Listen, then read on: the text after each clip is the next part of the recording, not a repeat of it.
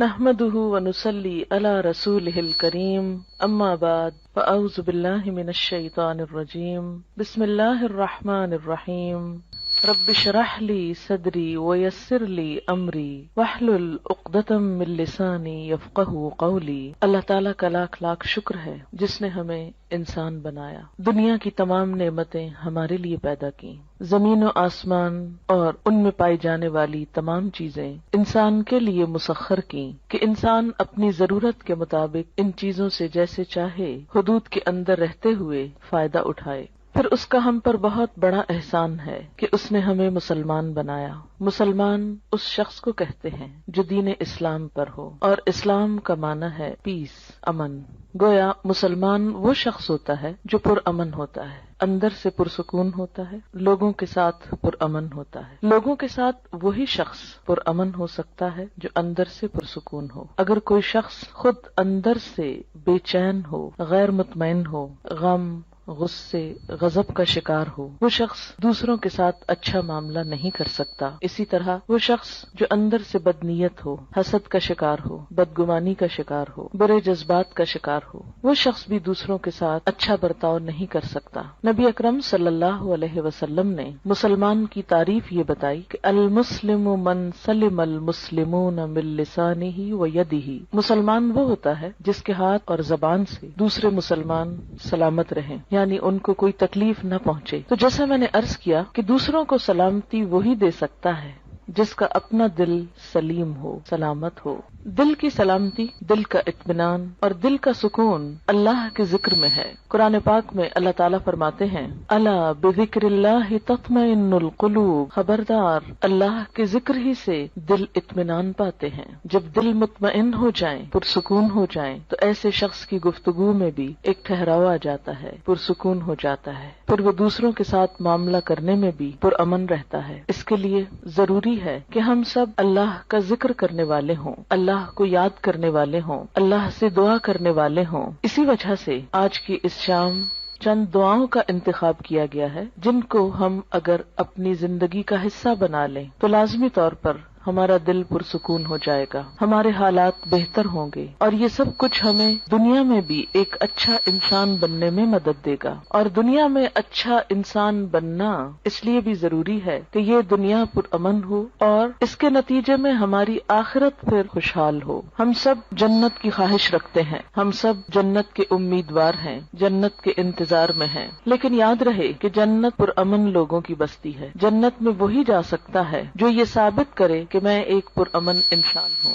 دنیا میں بھی جو انسان خود پرامن طریقے سے نہیں رہتا اور دوسروں کی جان، مال، عزت، آبرو پر حملہ کرتا ہے یا ان کو نقصان دیتا ہے، تو ایسے شخص کو معاشرے میں کھلم کھلا چھوڑ نہیں دیا جاتا۔ دنیا میں بھی ایسے شخص کی جگہ جیل خانہ ہوتی ہے۔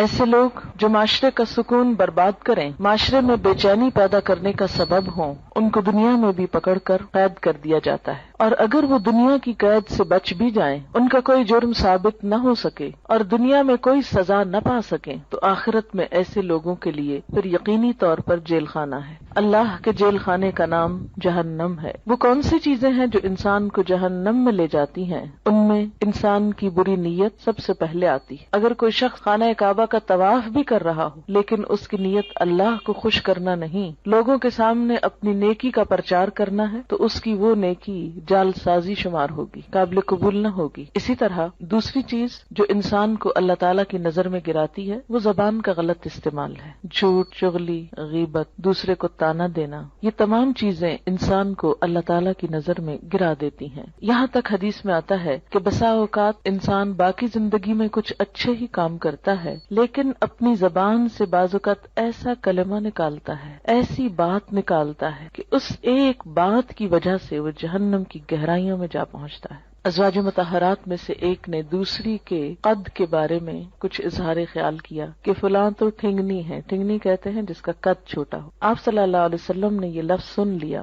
آپ نے فرمایا تم نے اتنی سخت بات کی ہے کہ اگر اسے سمندر میں بھی ملا دیا جائے تو اس کا پانی بھی کڑوا ہو جائے. لیکن ہمارے عام طور پر ماحول میں اس قسم کے تبصرے کسی کے ناک پہ، کسی کے جسم پہ، کسی کے قد پہ، کسی کے رنگ پہ، کسی کی چال پہ، کسی کی لباس پہ کس قدر عام ہے. اور کبھی ہم نے منہ سے ایسے غلط لفظ نکالتے ہوئے سوچا بھی نہیں کہ ہم کوئی بری بات کر رہے ہیں. ہم کہتے ہیں تو کیا ہوا، وہ ایسے نہیں ہے، میں کوئی جھوٹ کہہ رہا ہوں، اور یہ کہہ کر اپنے آپ کو مطمئن کر لیتے ہیں اور پھر رواں تبصرے شروع کر دیتے ہیں. عام طور پر گفتگو کا موضوع لوگ ہوتے ہیں اور لوگوں کے ظاہر پر، حالت پر، شکل و صورت پر زیادہ تبصرے ہوتے ہیں. ان تمام اخلاقی برائیوں سے بچنے کے لیے ضروری ہے کہ انسان اللہ تعالیٰ سے مدد مانگے، اللہ تعالیٰ سے مدد لے. قرآن پاک میں اللہ تعالیٰ فرماتے ہیں کسی بھی مشکل سے نجات پانے کا جو ذریعہ ہے وہ ہے وَاسْتَعِینُوا بِالصَّبْرِ وَالصَّلَاةِ، مدد مانگو صبر کے ساتھ اور نماز کے ساتھ. نماز اللہ کے ذکر کا بہترین طریقہ ہے، اللہ کو یاد کرنے کا. نماز ایک دعا بھی ہے، لیکن نماز کے علاوہ یا نماز کے بعد بھی اللہ کو یاد کرنا اہل ایمان کا طریقہ ہوتا ہے. دعا ایک عبادت ہے، نہ صرف یہ کہ عبادت ہے بلکہ عبادت کا بھی نچوڑ ہے، عبادت کا بھی اعلیٰ ترین حصہ ہے. حدیث پاک میں آتا ہے کہ جو اللہ سے دعا نہیں مانگتا اللہ تعالیٰ اس سے ناراض ہو جاتا ہے. بعض اوقات ہم یہ سمجھتے ہیں کہ اللہ کو تو پتہ ہی ہے ہم کو کیا چاہیے اور وہ تو ویسے بھی دے سکتا ہے، ہمیں مانگنے کی کیا ضرورت. نہیں، آپ صلی اللہ علیہ وسلم نے فرمایا جو لوگوں سے مانگتا ہے لوگ اس سے ناراض ہوتے ہیں، اور جو اللہ سے نہیں مانگتا تو اللہ تعالیٰ اس سے ناراض ہوتا ہے. تو ہمیں لوگوں کی طرف توقع رکھنے اور ان سے مانگنے کی بجائے اللہ کی طرف رجوع کرنا چاہیے. دعا انسان کی بندگی، عاجزی اور اس کی عبادت کا ایک ذریعہ ہے، ایک طریقہ ہے. اللہ تعالیٰ اس بات کو ناپسند کرتے ہیں کہ کوئی بندہ اس کے آگے ہاتھ پھیلائے اور پھر وہ ان ہاتھوں کو خالی لوٹا دے، کیونکہ وہ کائنات کا بادشاہ ہے. لیکن عموماً ہم دعا مانگنے میں کچھ ایسی غلطیاں کرتے ہیں کہ جن کی وجہ سے دعا قبول نہیں ہوتی. اس میں سب سے بڑی غلطی یہ ہوتی ہے کہ بسا اوقات ہم دعا تو مانگتے ہیں لیکن غفلت کے ساتھ توجہ نہیں کرتے، ہمیں یہ نہیں پتا ہوتا ہم مانگ کیا رہے ہیں. بعض اوقات کیا کرتے ہیں، کسی مشکل کے لیے وظیفہ تو پڑھتے رہتے ہیں، کوئی مخصوص آیت 1000 دفعہ پڑھ لی، 2000 دفعہ پڑھ لی، لیکن دعا نہیں مانگتے. ہم سمجھتے ہیں کہ صرف یہ آیت پڑھنے سے ہی کام ہو جائے گا. اس طرح ہم اپنے اوپر ایک ناروا بوجھ بھی ڈالتے ہیں اور دعا سے بھی محروم رہتے ہیں. بعض اوقات ایسی دعائیں مانگتے ہیں جو اس موقع کی مناسبت سے نہیں ہوتی. بعض اوقات ہم کچھ چیزیں تو مانگ لیتے ہیں روٹین میں یا رٹے رٹائے جملے بول دیتے ہیں لیکن ان کو محسوس نہیں کرتے. اور بعض چیزیں ہماری ضرورت کی ایسی ہوتی ہیں کہ جن کو مانگنے کا ہمیں سلیقہ ہی نہیں آتا کہ وہ بھی مانگنی چاہیے. اس لیے وہ تمام چیزیں ہم مانگیں جو نبی صلی اللہ علیہ وسلم نے مانگی. وہ کیوں، کس لیے؟ اس لیے کہ آپ ہمارے لیے ایک بہترین نمونہ تھے. آپ کی دعائیں بھی قبول ہوئیں، آپ کے مانگنے کا طریقہ بھی ہم سے زیادہ بہتر تھا، اور آپ نے وہ تمام چیزیں مانگی جو مانگنی چاہیے اور جو ہمیں بھی اپنی زندگی میں مانگنی چاہیے. یہ زندگی ہمیں ایک دفعہ ملی ہے، اس زندگی کو ضائع ہونے سے بچا لینا چاہیے، دوسرا چانس نہیں ہے. اگر آج ہم نے اپنے وقت اور اپنی زندگی کی قدر نہ کی اور کچھ چیزوں سے محروم رہ کر دنیا سے چلے گئے تو یہ محرومیاں مستقل ہو سکتی ہیں. اس لیے عقل مند شخص وہی ہے جو اللہ سے مانگتا رہے. دعا انسان کی کوششوں میں ہونے والی کمی کو بھی پورا کر دیتی ہے. ایک شخص جو مانگتا رہتا ہے وہ اگر عمل میں کچھ کم بھی ہو تو دعا عمل میں آگے بڑھاتی ہے، اور اگر پھر بھی کمی رہ جائے تو اس کمی کو پورا کر دیتی ہے. ہماری کچھ دعائیں تو مانگی ہوئی فوراً پوری ہو جاتی، کچھ ایسے ہوتی ہیں کہ جو پوری نہیں ہوتی لیکن ان کے بدلے کوئی آنے والی مصیبت ٹل جاتی ہے. آپ صلی اللہ علیہ وسلم نے فرمایا کہ ایک طرف سے دعا اٹھتی ہے اور دوسری طرف سے مصیبت آ رہی ہوتی، وہ دونوں آپس میں جھگڑنے لگتی ہیں. دعا مصیبت کو اوپر لے جاتی ہے کہ واپس جاؤ، اس بندے پہ نہیں آؤ، اور مصیبت اترنا چاہتی. پھر فرمایا جس میں زیادہ زور ہوتا ہے وہ دوسرے کو دبا لیتی. اگر دعا میں طاقت ہے، دعا میں قوت ہے، شوق ہے تو وہ مصیبت کو واپس لے جائے گی. اور اسی طرح اگر دعا پھیکی ہے، ڈھیلی ڈھالی ہے، یا مانگی نہیں یا پوری نہیں تو پھر مصیبت آ جاتی ہے. تو دعا کا ایک فائدہ کیا ہے؟ بسا اوقات وہی چیز مل جاتی جو ہم مانگ رہے ہوتے ہیں. بعض اوقات وہ تو نہیں ملتی، وہ جا رہی ہوتی ہے لیکن راستے میں وہ ایک آنے والی مصیبت کو واپس لے جاتی. مثلا انسان پہ کوئی بیماری آنے والی ہوتی اور انسان کو نہیں خبر کہ اس کے ساتھ یہ ہونے والا ہے. انسان کچھ اور مانگ رہا ہوتا ہے، مال مانگ رہا ہوتا ہے، اولاد مانگ رہا ہوتا ہے، گھر مانگ رہا ہوتا ہے، یا جو ہماری عام روزمرہ زندگی میں مانگنے کی چیزیں. اب اس کو وہ تو نہیں ملتا جو وہ مانگ رہا ہے، لیکن وہ مصیبت ٹل جاتی ہے جو آنے والی تھی، کیونکہ اگر وہ آ جاتی تو یہ مانگی ہوئی چیز ملنے کے باوجود وہ اس کی خوشی نہ دیکھ سکتا. مثلاً اگر ایک انسان کی موت آ رہی اور وہ زندگی نہیں مانگ رہا، وہ گھر مانگ رہا ہے. اگر اس کی دعا اسی طرح قبول کر لی جائے، اس کو ایک اچھا گھر مل جائے، لیکن گھر ملتے ہی اس کی زندگی باقی نہ رہے، تو اس کو اس گھر کے ملنے کا کیا فائدہ ہوا؟